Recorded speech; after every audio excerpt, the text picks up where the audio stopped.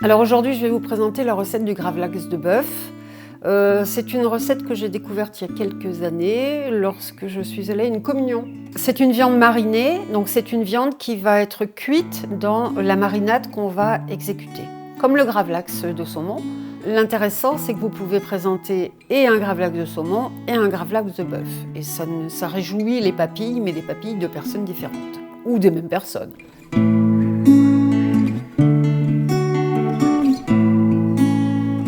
Alors pour préparer ce gravlax de bœuf, il y a une chose qui est primordiale, qui est importante, c'est que vous allez vous munir d'un grand bocal hermétique.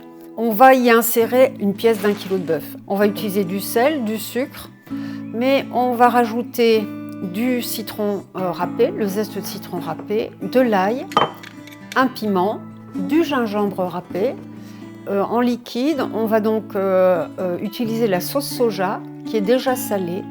Il y a un ingrédient aussi que j'oublie et qui est très important, c'est la badiane. Donc une étoile de badiane qui va parfumer et donner un goût très particulier à l'ensemble.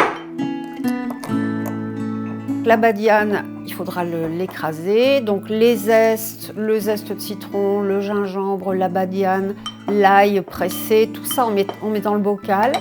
On met le sucre, le sel et on rajoute le liquide, l'huile d'olive et la sauce soja. C'est tout.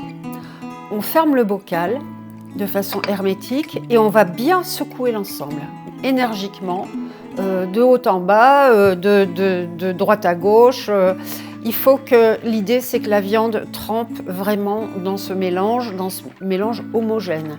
On va mettre ce mélange, cette viande, dans son bocal au réfrigérateur pendant 36 heures. Et chaque fois que vous ouvrez votre porte de réfrigérateur, vous secouez le bocal dans tous les sens.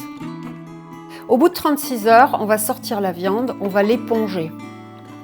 On va l'éponger avec un sopalin ou un linge propre et on va faire chauffer dans une poêle 2 cuillères à soupe d'huile d'olive et on va juste saisir le tour de la viande pour que se forme une petite pellicule un peu cuite sur le bord, de sorte que finalement cette viande va ressembler à un roast beef froid.